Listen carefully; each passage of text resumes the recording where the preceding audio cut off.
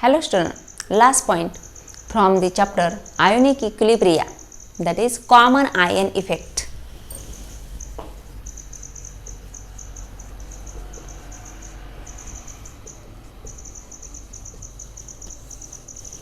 Common ion effect. Common ion effect is state that in case of weak electrolyte, the dissociation of weak electrolyte is suppressed on addition of strong electrolyte into it having common ion to that weak electrolyte, known as common ion effect. Weak electrolyte is dissociates less and also its dissociation is decreases on addition of strong electrolyte containing common ion to that of weak electrolyte. म्हणजे जे weak electrolyte असतं, आपण आधी statement लिहू.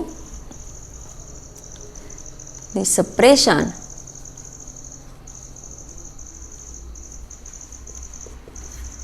of dissociation of weak electrolyte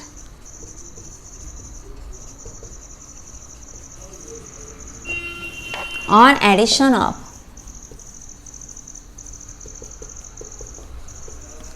strong electrolyte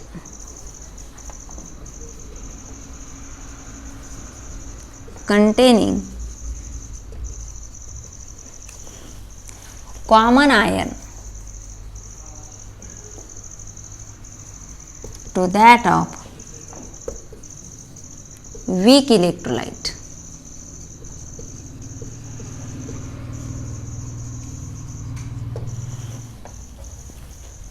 Suppression of dissociation of weak electrolyte. Suppression म्हणजे कमी होणं, decrease होणं. Suppression of dissociation of weak electrolyte on addition of strong electrolyte. जर त्यामध्ये स्ट्रॉंग इलेक्ट्रोलाइट ॲड केलं, पण कुठलं स्ट्रॉंग इलेक्ट्रोलाइट? का त्या स्ट्रॉंग इलेक्ट्रोलाइटमध्ये असणारा एखादा आयन आणि वीक इलेक्ट्रोलाइटचा आयन हे दोन्ही सारखे असले पाहिजे. अशाच वेळेस त्याचं डिसोसिएशन हे कमी होतं. For example, CH3COOH, it is a weak electrolyte and it is dissociates feebly as CH3CO minus plus H plus. In water it is written as CH3COH plus H2O gives CH3CO minus plus H3O plus. आता ह्याची H plus ची reaction आपण H2O सोबत दाखवली. Then it dissociates less and also when strong electrolyte CH3COONA हे काय आहे? Strong electrolyte, परंतु त्यामध्ये असणारा हा एवढा जो आयन आहे हा काय आहे? कॉमन आहे, दोन्हीमध्ये कॉमन आहे, CH3COO मायनस. मग असा जर यामध्ये ॲड केला CH3CO मायनस हे इलेक्ट्रोलाइट आपण यामध्ये ॲड केलं का ज्यामध्ये कॉमन आयन असेल, तर याचा परिणाम काय होणार? याचं डिसोसिएशन कशा प्रकारे कमी होणार?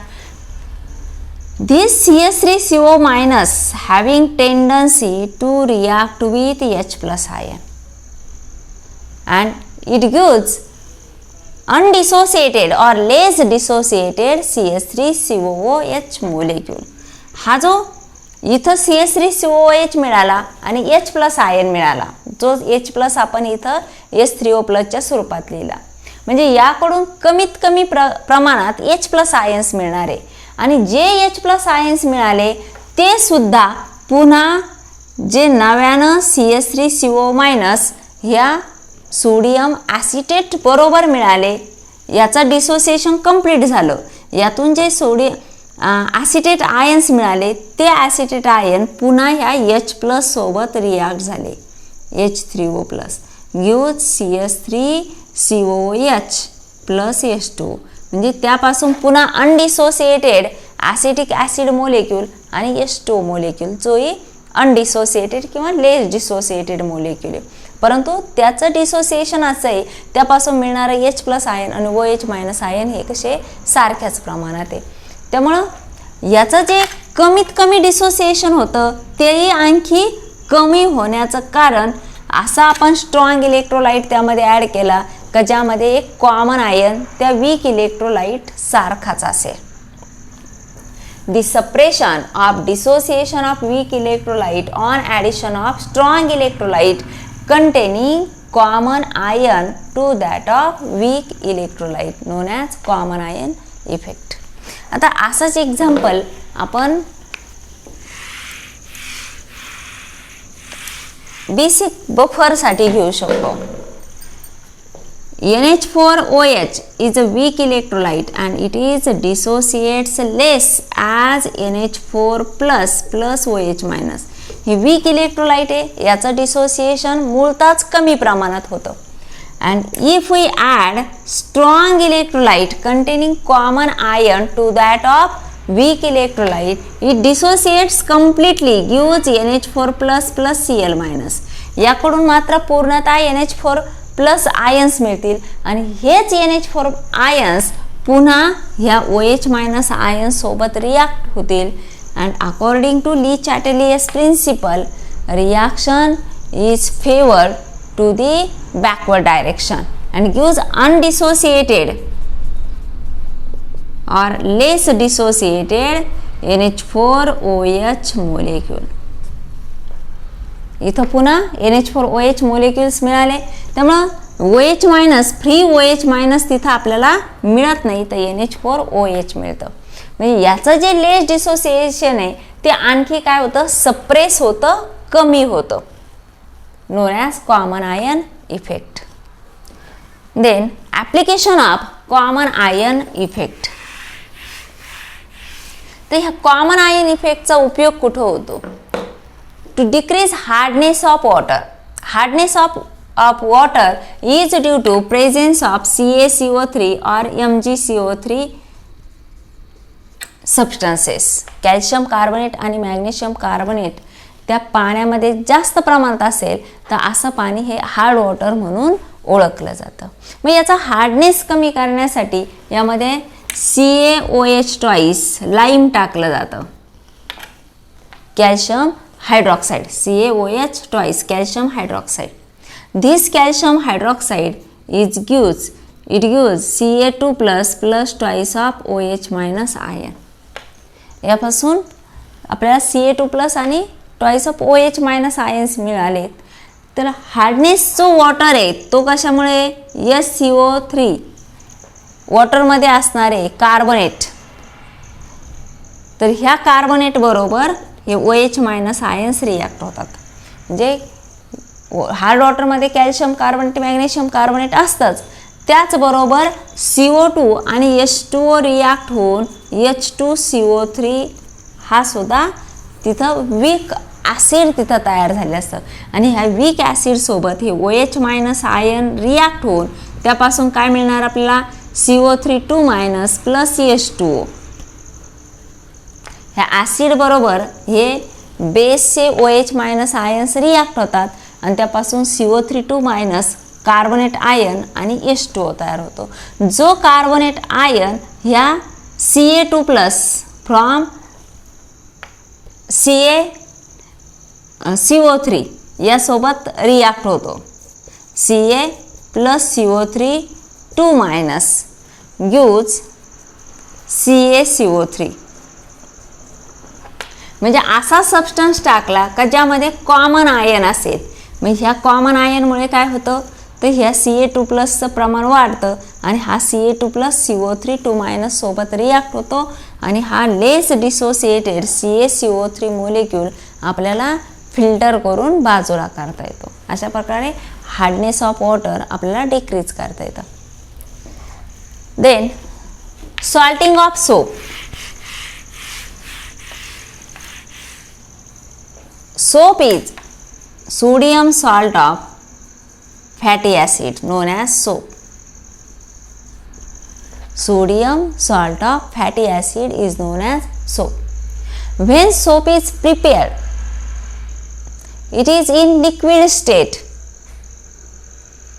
ज्यावेळेस सोप तयार केलं जातं ट्रायग्लिसराइड्सपासून त्यावेळेस ते लिक्विड सोपमध्ये असतं. Oil or fats are COO, CH2COO R, CHCOO R and CH2COO R. This is general form for the oil or fats, ज्याला ट्रायग्लिसराइड्स असं म्हटलं जातं. आणि याची रिॲक्शन याचं हे इस्टर आहे आणि ह्या इस्टरची रिॲक्शन जर बेस सोबत झाली तर त्यापासून काय मिळेल आपल्याला थ्राईस ऑफ RCOO Na. हा RCOO आणि हा Na जर रिॲक्ट झाले तर आपल्याला sodium salt of fatty acid मिळतं, त्याला सोप असं म्हटलं जातं. Is non as soap. आणि शिल्लक काय राहील तर ग्लिसरॉल, म्हणजे हा एवढा पार्ट आपण काढून टाकला. CH डबल बॉन्ड O आणि त्याला जोडला आपण Na RC double bond O. हे असं स्ट्रक्चर आहे RC डबल बॉन्ड O.